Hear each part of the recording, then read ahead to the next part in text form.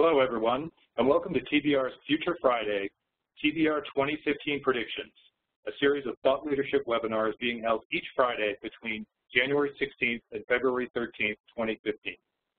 Each Friday, TBR research teams will share predictions for 2015 and beyond across the hardware, software, cloud, security, devices, professional services, telecom, and digital markets. Top TBR analysts will address the trends, drivers, and the business outcomes they predict will occur throughout the year. The Future Friday webinar series stakes out the status, changes, and key market directions that will occur in the next 365 days. Before we start, there are a few housekeeping items I need to cover. First, we will be recording today's sessions and posting it on our YouTube site, TBRI channel.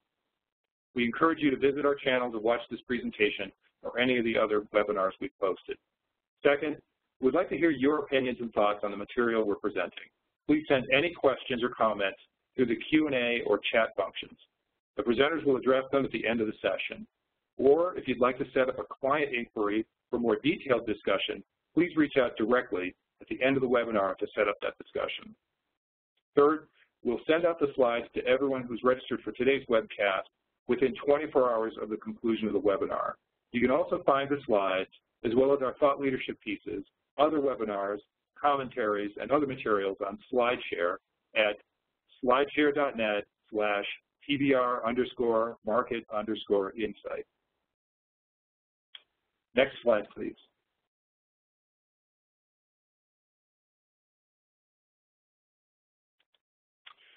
I'm Stuart Williams, and I'm the Vice President of Research here at Technology Business Research. Leading today's presentation is Patrick Heffernan, the Principal Analyst and Practice Manager for our IT Services Group. He's joined today with Jeff Willicott, who's the Practice Manager and Principal Analyst for our Software Practice.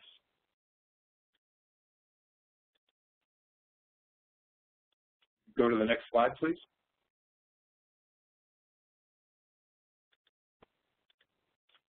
In the Future Friday webinar series, TBR research teams provide business analysis on established trends that will continue in 2015, new trends for 2015, and long-term predictions for the field. For professional services, the evolution of the as-a-service model is enabling service providers to achieve above-average growth. However, TBR believes service providers will need to target the right verticals and ensure they develop or strengthen partnerships with technology providers to achieve this growth. For example, avoiding verticals like the North American federal sector and becoming the first choice of partners for specific services will enhance the service provider's ability to grow. Considering this, TBR developed predictions for 2015 and beyond. The three types of trends are trends that will continue into 2015. These are current trends that TBR expects will continue or accelerate in the coming year. New trends for 2015. These are maturing, nascent trends from 2014 that TBR believes will expand in the coming year. And long-term trends. These are opportunities that TBR believes will begin in 2015 but will not have a full effect on the industry for several years. Now that I've set the stage, let me hand the call off to Patrick. Patrick? Thanks very much, Stuart. So this is Patrick Heffernan, and the way we're going to run this webinar, since we've got a lot of trends to walk through and not as much time as we'd all like, is Jeff and I are going to try to hammer through them relatively quickly and leave plenty of time for questions at the end. And we've sort of structured it that I'll give the play-by-play. I'll describe what's happening, how we see the trend, and then Jeff's going to give the color commentary that goes with it. So we'll start off on the first trend, and this is continuing from years before, and you can see it goes at least as far back as 2012. And that's the impact really of cloud on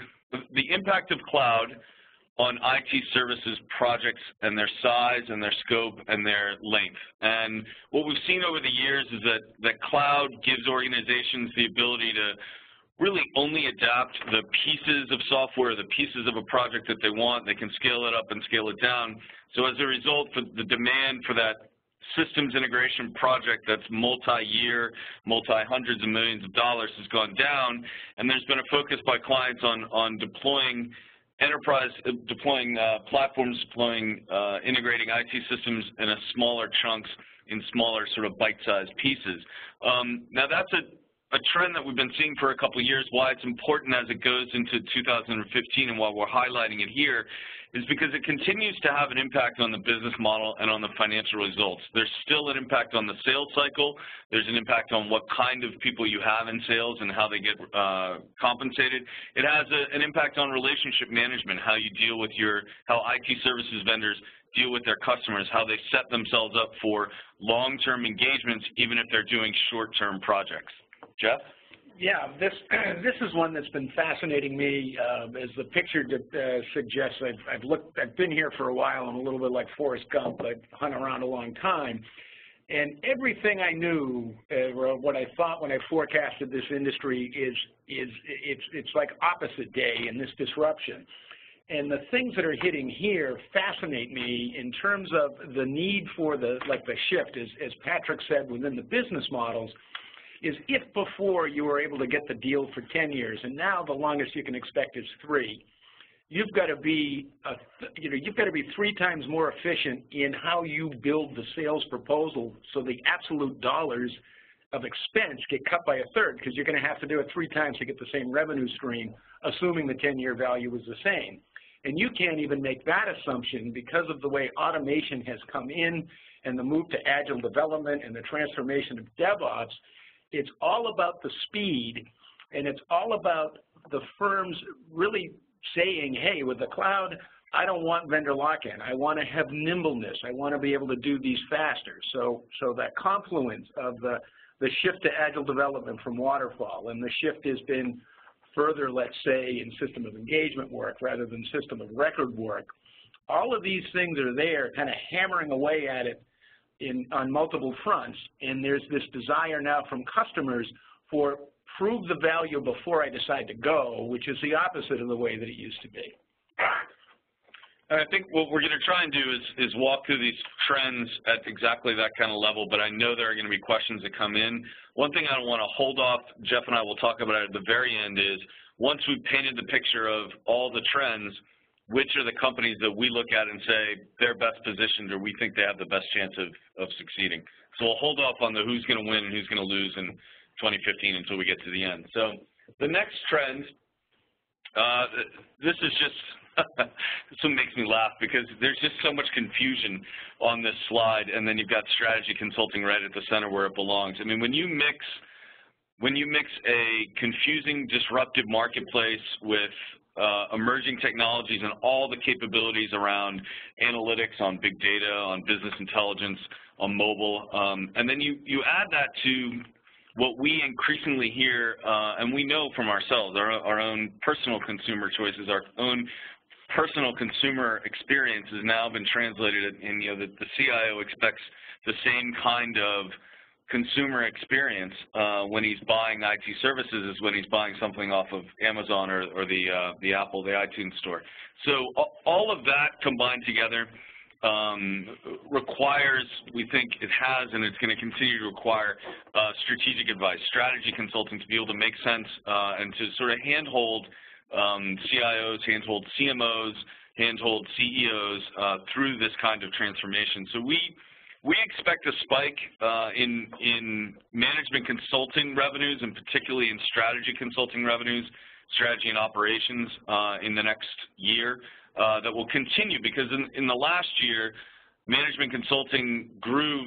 Our companies that we benchmark, the 16 companies that we benchmark, grew at about 2.5% as a whole, as opposed to IT services, which grew only 1.5%.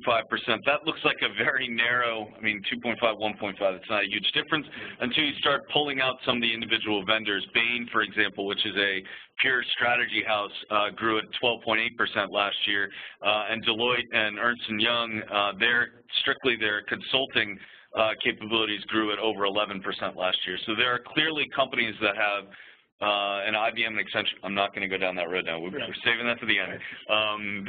But there are companies that are well positioned to provide this kind of strategic advice, and we think at least it began in 2014, and it's going to increase in 2015 as this push for strategy consulting. Jeff? Yeah, again, one of these, what I consider the, if you think of my theme of opposite day with this transformation, I did a webinar on, I called it the second flat, well, 2.0 and 3.0. And all I'm talking about is the big change where in the old days you were constrained by how much you could afford to buy from an infrastructure perspective. Then you worked with IT to see what was possible given the fixed amount you could do, given the fixed amount of compute and store you had on-premise. That isn't the problem anymore. And I would argue what I think is happening is IT, for the fashion-forward IT companies, the ones who have agile development, and the ones who are very nimble and have a flexible infrastructure with the hybrid cloud componentry and all that fancy, shiny buzzword terms.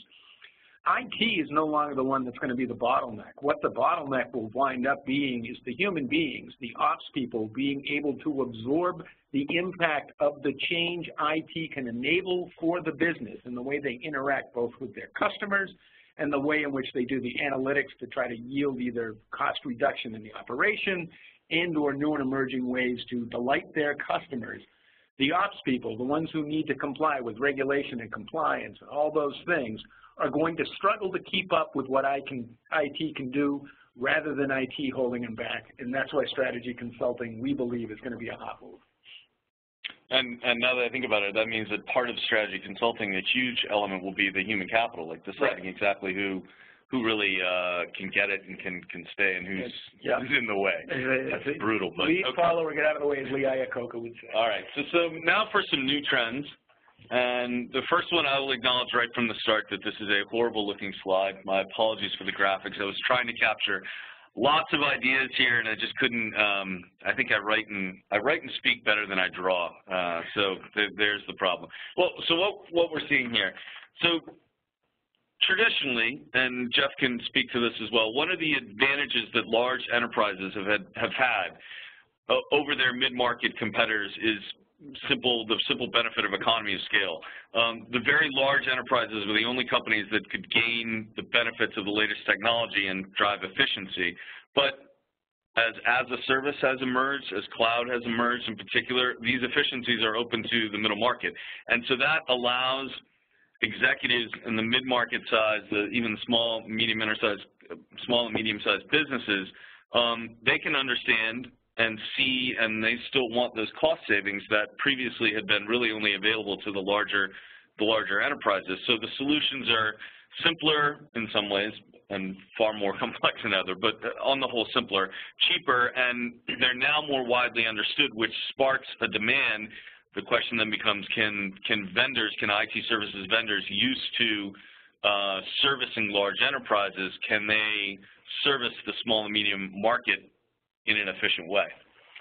Yeah, again, this is what I'm going to keep going back to sort of opposite day, is the way that we've seen or understood innovation to go is it had to come from government where the protection of the commons, the non-pecuniary value justified the high expense that was there so that they could go try to explore. LORAN was developed during World War II. It's now baked into GPS devices, right? But what has turned it around is that you don't need that big infrastructure. So there's actually a strategic advantage to large firms to focusing on the SMB space for innovation. Because if it's in the SMB space, the complexity of what you're trying to innovate against is not that large. It's say you're looking to work on something for the business process for a bottling plant. So you go to a small firm with 3 locations. If you wind up in difficulty as you're trying to integrate in emerging technologies with that, you can throw bodies at it, keep the project on track. You can brute force your way through unexpected challenges that you may come across. Once you have that, you can harden it and scale it up, as opposed to harden it at the large enterprise and wait for the price points to be ready to push it down. And that is a big shift, and that's why the SMB space will gain a lot of attention between that and the fact that they don't have to buy the iron in order to access the capability because they have infrastructure as a service. Right. And then the other part, just to throw in there, is that the sort of learning curve that the large IT services vendors have gone through over the last couple of years as these emerging technologies have come on board, they don't need to go through that learning curve anymore with small and medium enterprises. They walk in and say, hey, this worked at Caterpillar, this worked at work. Right, that can harden and industrialize the basic pieces, and then very unique innovation layers, and okay, we need to stitch this into good enough for a one-size-fits-all. You know, that's how you harden it down at the lower end. Yeah, stealing my thunder. The good enough was going to be my point at the very end about who's going to succeed, the ones that are good enough. So you get asking your follow-up. All right, my fault. All right, let's move along before we get in more trouble here. So now, we've got something here. This chart comes from our global delivery benchmark, and I want to explain right from the start, as you're looking at this, that the headcount is gray and revenue is green, and these are for 20 benchmarked companies. As you can see, it goes all the way back to the third quarter of 2010. Once you know that headcount is gray and revenue is green, the story, even as it's sold up there, is really pretty obvious. And we think that the main driver for this reduction in headcount is the rise in automation. It's also the rise in cloud as well. So that doesn't mean that services firms are going to stop hiring as much as that gray seems to be heading down towards zero. It does mean they're going to hire a different type of professional, and increasingly the skills that are going to be in demand are going to be around analytics, cognitive computing, deep industry expertise, and then pulling that together, you need to have someone that understands the business and understands emerging technologies, understands IT. I keep calling them people unicorns. These are the folks that are a data scientist with an MBA and 5 years of industry experience. That's exactly the kind of people. Now, when you look at this and you think about global delivery, you're thinking about offshore locations. You're thinking about people coming right out of college and putting bodies in seats and just delivering outsourced services. That model isn't going away completely, but what's clear from this slide and what's clear from what we see going forward is that the trend is going to be to lower and lower and lower headcount to deliver the same amount of services. Right, and the challenge with that is in monetizing IP. It's typically, if you're in a competitive pressure environment, you're going to give away on that because labor is a direct fixed expense and the IP is there and it's intangible, and that will be slitting your own throat. Because the line I use is, over the years, it was called personnel. Then it was called human resources. Now it's called human capital management. And from a go-to-market and a monetization strategy, you need to make sure you're holding serve and getting higher margins given the greater percentage that's coming out of the capital and the IP that you use to invest, to automate, to strip out the bank tellers and put in the ATM machines. And if you don't, you're going to be in trouble. So the key trend for us is when you have the low-cost leaders within this market, are they going to drive that race to the bottom by, as they innovate, just putting it straight, just cutting price rather than taking the value capture and reinvesting it in other ways to innovate and automate? And to that point, too, with human capital, as Patrick said, you almost have to switch from driving up the utilization rate to starting to begin to look like you're a continuing education center. Maybe you dial it back because ATMs are coming, these good bank tellers, I can move them to this other function. We need to take them off the assembly line and train them up so when their job gets automated, we can put them somewhere else. Right. And then from a industry analyst point of view, I mean, seeing what's happening with headcount and the impact on how the business is run is where the story is going to get curious over the next couple of years. So, all right, let's go now. Like I said, we're going to move through this, and we're going to take lots of questions at the end, so we can go right to the emerging trends that we're seeing. This slide makes up for the last slide that I said was so bad, because I like this one. I think it's well done. All right, so what's here? As the business and the IT environment evolve, the dependence on data is only going to increase. If you want to draw a parallel, or you want to understand that in a different way, consider yourself in your own iPhone or your own cell phone. I mean, when you didn't have one, or when you first got one, you probably looked at it whenever it rang. Now you look at the thing 150 or 175 times a day. So the same thing is going to happen with IT. There's going to be this dependence on data that's going to increase. And over time, the vendors that combine data centers and services are going to be in the strongest position. You know, there's this promise of cloud that says that data is going to be increasingly portable. The reality is that the migration to cloud and the migration and the portability of that data is probably not going to be as easy as the cloud vendors think it's going to be. All of which means, I think, and I'm going to jump into some specifics on companies here, I think the vendors that this trend really favors are the ones that have data centers and services. Oracle, SAP, IBM, Accenture, EMC, Amazon Web Services. At EMC World, they describe their own strategy as store everything, analyze everything. I mean, if that ought to resonate with exactly how important capturing customer data is, and then the next part, of course, is doing something with it, intelligent with it, and then providing the services around that. Right. I look at it as when we talk about there's a lack of unicorns. There's a lack of, employee unicorns. People unicorns. People unicorns, sorry. Well, there is a lack of unicorns still, but there's a lack of people unicorns, which means you will buy that from a service for a one-to-many transfer of the education and the knowledge base. And the rhyme of the ancient mariner, water, water everywhere, nary a drop to drink. I say data, data everywhere, nary time to think. That's the service.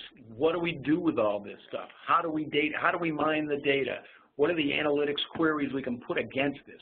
Whose other data set should we buy from Nielsen or wherever to merge with our own in a data lake, to use a shiny term, to get the output that generates business value? And this is the new world order. This is why IBM's out of iron and they're big on Watson. This is what will drive our industry going forward. And that's why we have it as the first and most important of the long-term trends. Right. And then if we look at this last long-term trend, again, I'd like to say the graphics on this are lovely. We've got the people disappearing and the robots going. So we've already, the jets and robots. We've already hit on this quite a bit. Actually, in his first color commentary this afternoon, Jeff already mentioned the word automation. And we've already seen the impact on headcount when it comes to global delivery, when it comes to offshore. So, what it comes down to is that automation reduces the need for headcount. Automation is going to expand, we think, dramatically over the coming years, leading to essentially people-less services in a lot of cases. As more of the tasks that are currently needed don't need a personal touch. That'll disappear. The task won't disappear.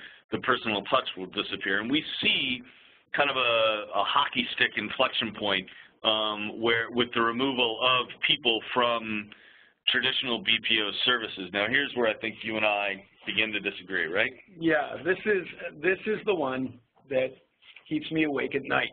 The first time I went off on my own without my mentor with me to be the consulting lead to a small, well, it wasn't a small, a Midwest IT vendor in the late 80s, what I was told to do once I got in the room and did all the handshakes and looked at the personal objects and relaxed the individual was to ask him what was keeping him up at night.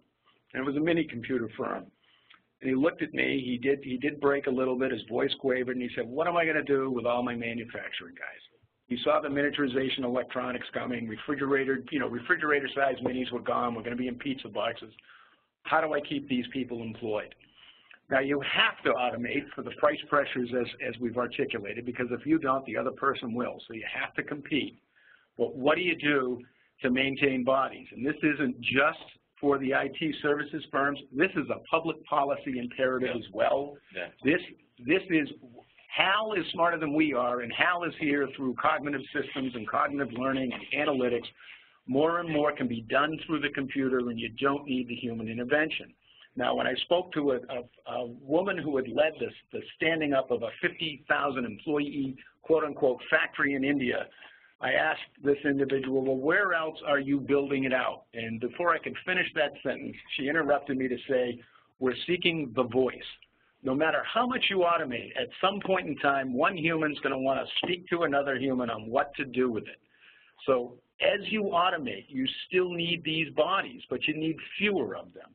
So what do we do for employment? What do nations do so that if you became the competency center in Central Europe for a certain interaction point on BPO that then becomes automated so you don't need those jobs? Do you all of a sudden, as a firm that has a fiduciary responsibility to investors, just wipe out a local economy because those 100 bank tellers that are centralized you don't need?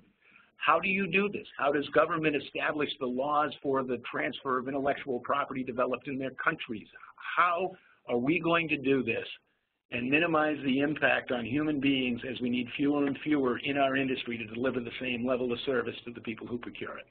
Yeah, I'm glad you brought up the public policy point, because one of the things that we've looked at in our research on nearshore Americas is, and Latin America, South America, is what governments are doing to increase the attractiveness of locating offshore services in Latin America and South America. And to take one example, Guatemala is investing in a program so that when a student graduates with a technology degree, they can spend 1 year of postgraduate work learning business English, essentially. Well, that's great. That's an investment by that government, and it's an investment by the IT services firms in that country. But if automation eliminates most of the jobs that they're being trained for, then, you know, first of all, the government is none too pleased, and second of all, you get a workforce that has, you know, nothing to do. But this gets back to the idea at the very beginning that so much of this is transformational that it's the people that are able to become those people unicorns, the data scientists with an MBA and 5 years experience that are actually going to continue to succeed. And that's where the public-private partnership is so mission critical in the idea of, I mean, it was a Harvard Business School case study of IBM in the late 60s, donating, you know, IBM Selectrics to sonography schools, and then they came out and that's the only keyboard they knew how to type with, and they gained share. And now IBM talks a lot about the number of seat licenses for analytics packages in India so that they're arming them. So there's this need for this sort of public education, private enterprise collaboration.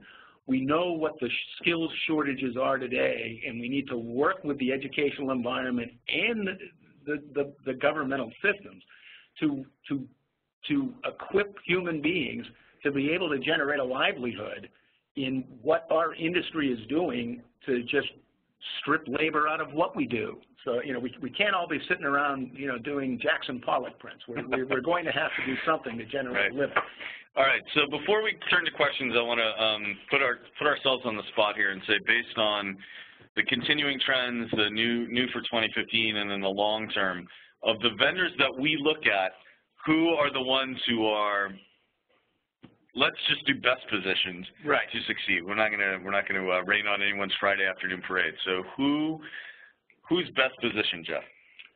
I think Accenture and IBM will be the two that we're going to be talking about for the upcoming years, for the ability to have the working capital to invest in continuing innovation and investment. You know, IBM, for all intents and purposes, one could argue they have just walked away from hardware, but, you know, that isn't fair. They will continue to develop. What fascinates me about them from a sort of it's just passionate to me, I can't wait to watch it, is they've essentially, and this is not meant as a shot at Intel, you know, they own a very large market share of what I'll call it commercial servers, or however you want to define that. And if you've got the #1 share that's in excess of 70%, you really have nowhere to go but down, through no fault of your own.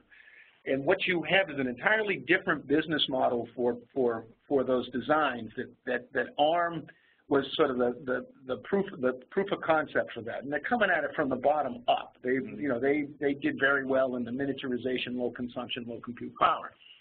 Now, take the open power foundation. That's we're going to continue to invest in chip design, but as Ginny Romney said, when I can't remember the exact terms, but it was they divested $7 billion in revenue, and with that they improved their bottom line because they got rid of a $500 million operating loss. Those were the hollow calories of the commoditization there.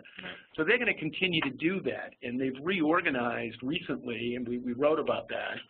And they have 3 units that are largely starting to look like those partner-led consulting models that Accenture was when it came out of Anderson and split off from the tax and audit side. So they're moving more towards that for at least half of their business units. And Accenture is building out the capabilities more from the IT side. Figured you might want to pick up on Accenture side. Yeah, since you asked, I'll give you 2 safe bets and then 2 not so safe bets. You can't go wrong betting on IBM and Accenture, right? Both of them in the last year have reorganized internally in ways that emphasize their strategy consulting capabilities. I think they have probably not completely reached the point where they've found how they're going to work analytics and digital and social and all that other stuff, big data and all that, into a seamless operation as part of their whole package. That will probably take another year or 2 to shake out, but they're certainly on the way, and they're figuring that out, and I think they're ahead of everybody in that curve. And like you said, they have the scale, they have the size. Both of them, Accenture more so than IBM, have worked in the small, medium enterprise level so that they'll be able to work to follow on with that trend. Those are the 2 easy safe bets, and I'll throw one other easy safe bet out there. McKinsey. Never bet against McKinsey.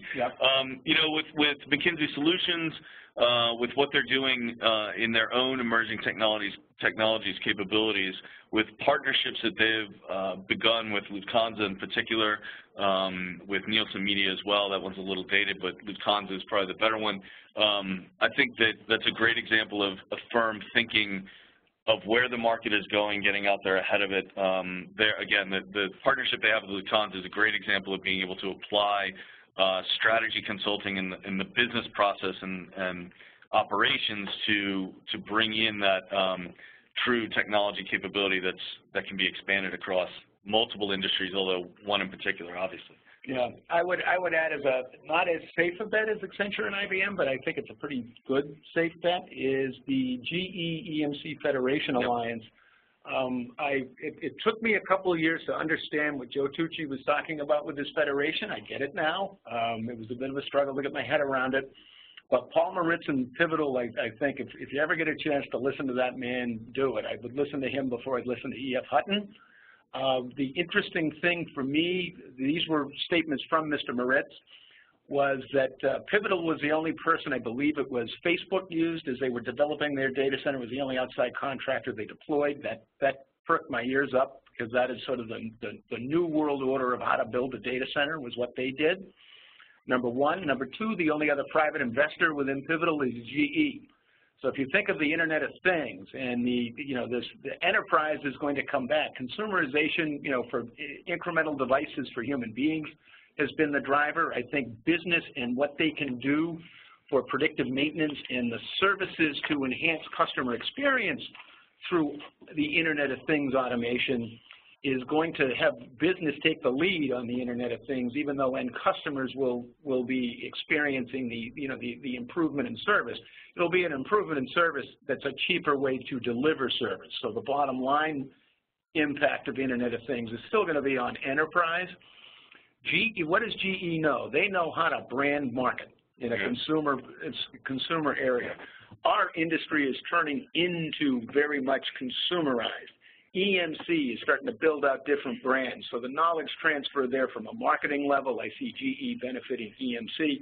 And EMC has done a very good job, as we know, with VMware in terms of the emerging bets and keeping it separate from the financials as the business models move up and down. One is, flagship is starting to commoditize, disk is cheap, et cetera. And they have these emerging pieces so that they can manage the evolution within that federation, provided Wall Street leaves them alone. Right. So I'll throw one more set of vendors out there to talk about how they're going to react to these trends, and then we'll open the floor. The other 2 that come to mind are CSC and Atos. Now, CSC went through some rough times a couple of years ago. The way that they've been able to pull out of that, and the fact that they have I don't want to call it sneaky, but they're in the public sector, and they're quietly very large in both the public sector and the commercial sector. And there has always been over the years this theory that you could take best practices from one and the other, you could apply them.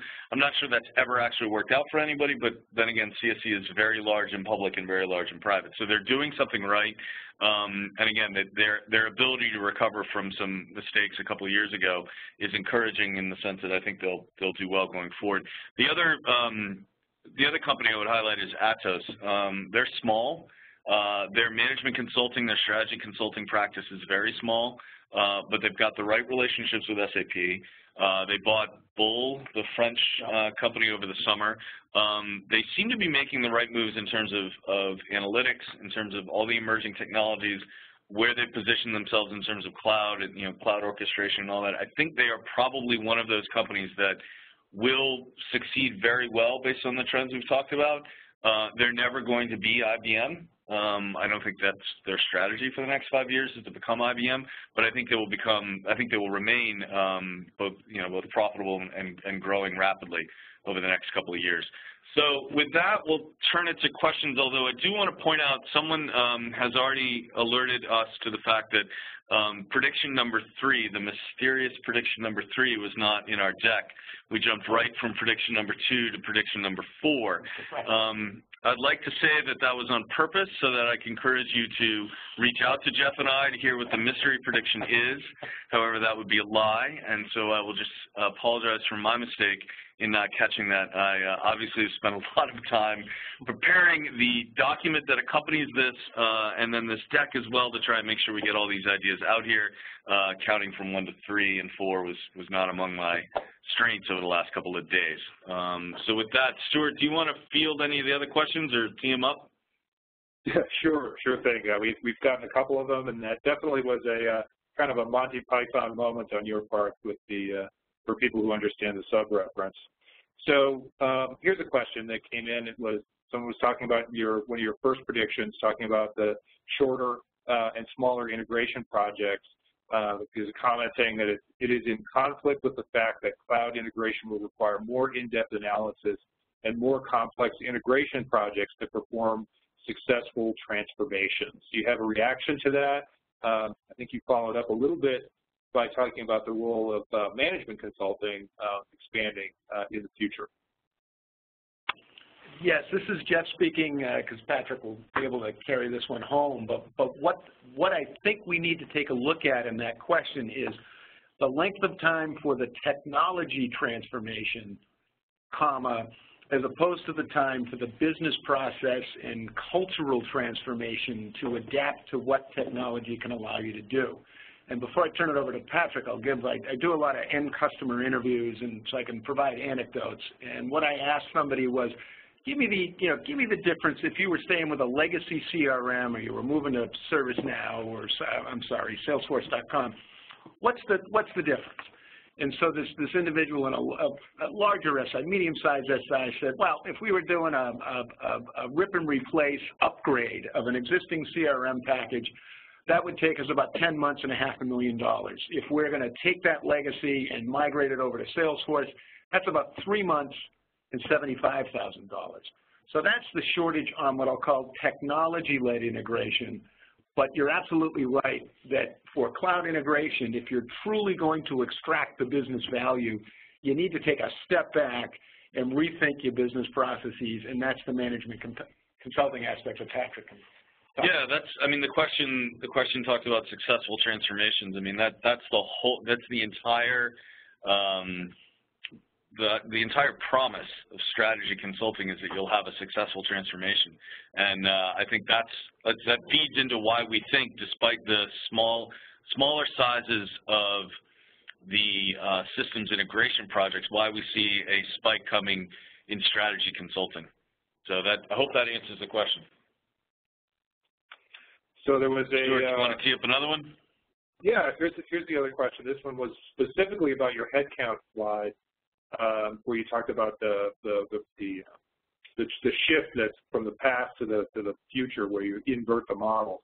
There was basically a question around, are these aggregate numbers, and also there was a dip in the 2012 revenue. There was a very specific question on why that happened. I think that was slide. Yep. So these numbers come from slide 9. Yeah. Yes. Slide 9, prediction 5. These come from the Global Delivery Benchmark that we published in the fall of last year.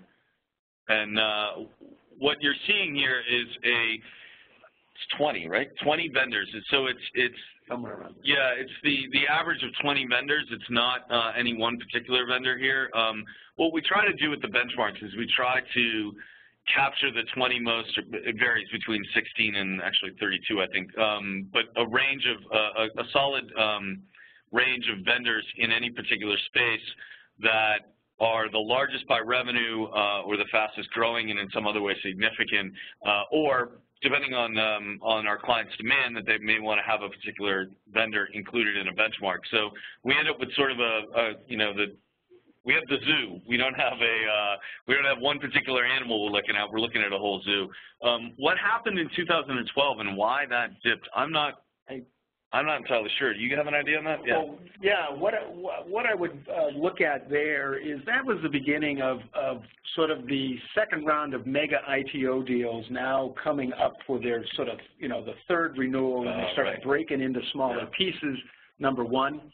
And number two was that's when the vendors had to start giving back the cost savings that they were generating from services automation. The deals were coming up, so you were renewing the deal for argument's sake, but you're doing it at a lower price point. And the proof of that, IBM articulated that quarter to quarter to quarter, what you saw with their GBS and their GTS revenue streams up until it was last quarter. What I was saying is they were getting hit by Wall Street, and I thought it was unfair. The macro environment, they were doing a damn good job of navigating a rough macro environment. So their revenue was going down sequentially a couple of points, but their operating margin was going up a couple of points. So that was that services automation, doing it faster, better, smarter, and having to share some of that with the end customer. Okay. Well, here's another question. How do you see the role of the CIO changing in the coming years? If everyone is an IT buyer, where does the CIO fit in?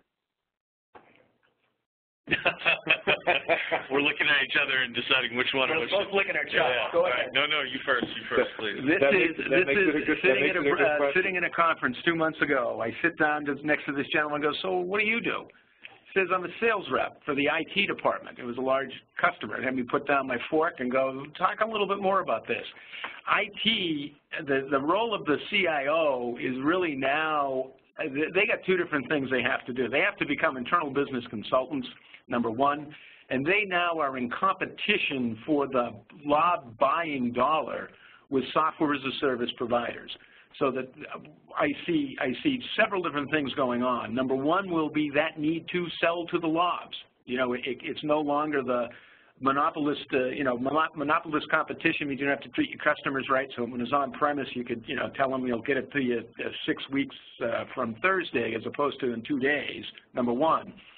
Number two is I can envision a time when the IT function is going to split, and the maintenance of the infrastructure, be it the billing of cloud subscriptions or just managing the on-premise component, the 2.0 world, will sit under the CFO because that's the CapEx piece. And the other function, how do we mine what we have for greater business value, could sit under a corporate strategy function. So that CIO role is going to be under a lot of transformation, a lot of attack, and it's a need. The IT departments have to compete for their lob business. Nothing else to add on that. I mean, okay. you sort of like you said, you knocked that one out of the park. Not a lot else to add. Okay. Well, there we go. Well, with that, I'd like to wrap up our webinar today, and I'd like to thank Patrick and Jeff for their work on this in developing the predictions. I'd also like to thank everyone for your questions and participation today. You can follow the team and TBR on Twitter at the handles listed here, and please check out our pages on SlideShare and YouTube as well. Before you sign off, we'd like to ask you to take a brief survey about today's webinar. As we research the performance of technology companies, we're also studying how we help our clients, and your feedback would be greatly appreciated. We'll leave the chat function open for another 5 minutes to give folks a chance to ask any last-minute questions. And thank you very much, and we hope to see you all again.